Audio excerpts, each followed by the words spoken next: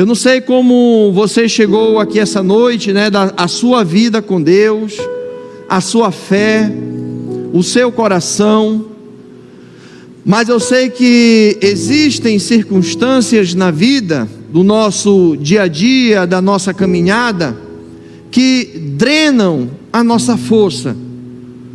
São muitos problemas que nos cercam, a ponto de nós estarmos tão focado na nossa aflição, no nosso lamento, na nossa luta, em vez de nós olharmos para o Senhor, começa a haver questionamento, se de fato Deus é Deus, se de fato Deus existe, se de fato Deus está me assistindo, se de fato Ele se importa com a minha dor, com o meu sofrimento.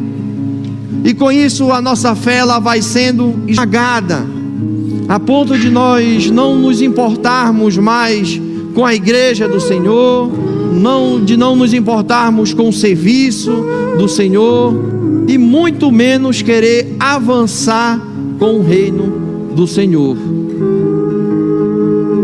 E a única coisa que nós ouvimos de Deus é o silêncio. E temos essa perspectiva errada de achar que Deus não fala conosco por meio do silêncio. E o profeta Jeremias, ele está relatando justamente isso, aonde as suas orações são voltadas para o Senhor, aonde ele próprio lembra que toda ação gera uma reação, aonde o pecado do povo traz para si sofrimento, dor, aonde a tristeza ela deve ser acompanhada do arrependimento, não uma tristeza onde eu apenas vou me sentir culpado, mas aquela tristeza que vai me levar de volta para o Senhor, de volta para a sua presença, aonde ele expressa uma oração que para si, para o povo, traz esperança, aquela oração que é confiada ao Senhor, a oração que é dirigida àquele Deus que mesmo que a cidade esteja assolada, mesmo que ele não fale, mesmo que ele não esteja ali declarando a sua vontade para o povo, ainda assim ele ministra no coração da nação. E uma outra realidade que nós podemos destacar aqui também é que a fé que ele expressa no Senhor é a certeza de que um dia Deus restauraria a cidade. Uma cidade fortificada, aonde simbolizava a presença do Senhor, e agora ela encontra-se destruída, assolada, aonde os chacais andam pela cidade, aonde só há choro, aonde só há lamento. Essa mesma cidade, se ela tivesse a sua fé, a sua esperança depositada na pessoa certa, um dia ela voltaria a sorrir novamente. Eu quero convidar você para nós entendermos e compreendermos que a renovação espiritual se faz necessária nos nossos dias. E a primeira forma que nós podemos encontrar aqui é no verso 16 e no verso 17, aonde nós podemos destacar que o pecado adoece o coração. Observe aqui comigo: caiu a coroa da nossa cabeça, ai de nós, porque pecamos. Por isso caiu doente o nosso coração, por isso se escureceram os nossos olhos. A nação de Israel, que outrora fora escolhida, fora chamada para servir ao Deus santo e puro verdadeiro, a nação que foi chamada a nação santa, povo de propriedade exclusiva do Senhor, agora eles estão aqui sofrendo com a invasão dos inimigos. A nação de Israel havia pecado contra o Senhor. caiu a coroa da nossa cabeça. Alguns fazem referência a um ambiente, a uma guirlanda, né, do local que simbolizava ali a presença do rei. Eles tinham um rei, agora eles não têm mais. O rei foi saqueado, também foi tirado. Eles não têm rei. E eles colocam: olha, ai de nós, porque pecamos. É muito comum nós acharmos essa expressão na Bíblia, ai de nós, porque é um entendimento, uma consequência da escolha que eles fizeram ou viriam a fazer. E o Senhor estava castigando, tirando-lhes um rei. Lembrando que a nação de Israel, eles tinham um governo, era teocrático, aonde o Senhor era o representante deles, aonde Deus os governava, mas eles, com o desejo, o sentimento de se equipararem, de se compararem a outras nações, falam assim: olha, as outras nações têm um rei, nós também queremos ter. Mas a nação de Israel tinha um rei, mas não um rei deste mundo, de um rei soberano, que governa e que reina. E se você vai observar a história de Israel, a maioria dos reis pecaram, a maioria das gerações não conheceram Deus como Senhor, e agora eles estão aqui sendo subjugados pelo povo que era inimigo. Mas o profeta aqui, ele está lembrando o povo: olha, tudo isso nos aconteceu porque nós pecamos. Deus não deixará impune aqueles que se rebelam contra Ele próprio.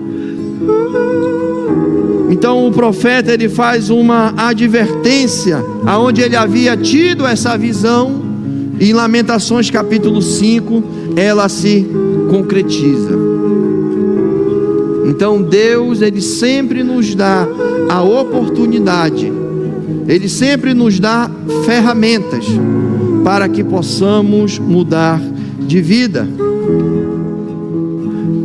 Salmo 32, irmãos, verso 3 ao verso 5, diz o seguinte: enquanto calei os meus pecados, envelheceram os meus ossos, pelos meus constantes gemidos, todo dia, pesava dia e noite sobre mim, e o meu vigor se tornou em sequidão de estio. Confessei-te o meu pecado, e a minha iniquidade não mais ocultei. Disse: confessarei ao Senhor as minhas transgressões, e tu perdoastes a iniquidade do meu pecado. O que é que nós precisamos fazer em face ao pecado? Confessar. Mas não aquela confissão mecânica, apenas com o objetivo de tentar enganar Deus, para que assim possamos alcançar e obter o favor do Senhor. Não é esse tipo de confissão. É aquela confissão sincera que me leva ao arrependimento verdadeiro. É aquela confissão que vai me levar prostrado aos pés do Senhor, a ponto de reconhecer que eu sou miserável, a ponto de reconhecer que que independente do que eu faça, seja de bom ou de ruim, eu sempre vou continuar sendo miserável, e sempre continuarei sendo dependente da graça de Deus, sempre dependente da misericórdia do Senhor, porque até as nossas boas ações, elas são como trapos de imundície. Então nós não podemos brincar com o pecado, porque o Senhor trará sobre nós juízo sobre nossas escolhas, porque o pecado, irmãos, nos afasta de Deus. Por isso caiu doente o meu coração. O pecado nos adoece, o pecado nos afasta do nosso Criador, o pecado nos afasta do ideal de Deus. Enquanto nós não confessarmos o nosso pecado, como diz aqui o salmista, no Salmo 32, envelheceram os meus ossos pelos meus constantes gemidos todo dia. Queremos alcançar o favor do Senhor, mas sem termos uma mudança de vida. A gente quer que o Senhor esteja subserviente à minha vontade, mas eu não procuro uma mudança de vida, confessar, abandonar, se arrepender verdadeiramente. Porque não tem como nós sermos renovados por Deus se continuarmos do jeito que nós estamos.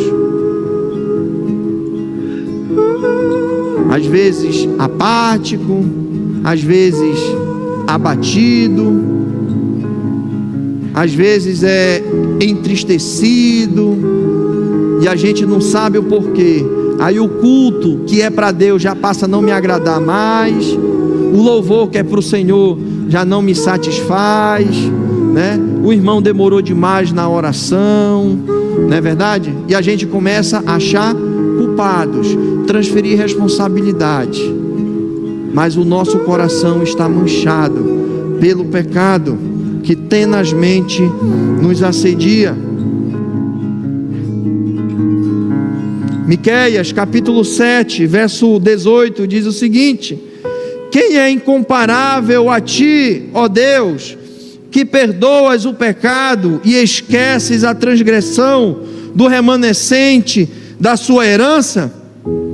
Tu que não permaneces irado para sempre, mas tens prazer em mostrar amor.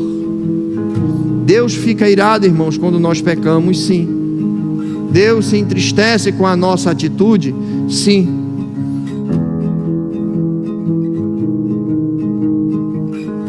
Mas Ele é um Deus amoroso que está disposto a nos perdoar.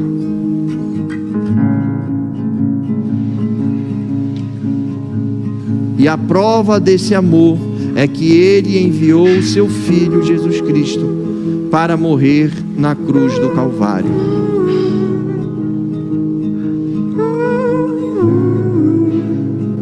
Então não tem como nós alcançarmos o renovo do Senhor se nós não confessarmos os nossos pecados e entender que mesmo Deus, Ele estando irado, Ele não permanece irado,